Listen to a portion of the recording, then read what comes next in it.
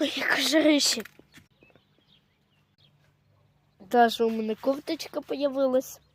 Ну, якщо тут жарко, я можу кошки макарошки, мій тапочок. Придеться мені дістати його одною рукою. Ще лучше. Вона намокла. Ох, ще тух.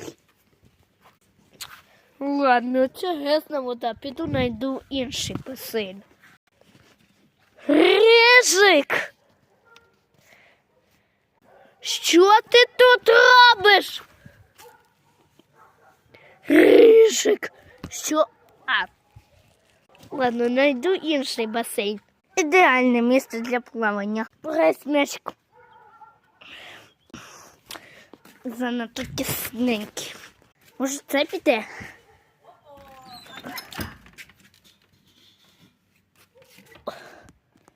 Ідеально.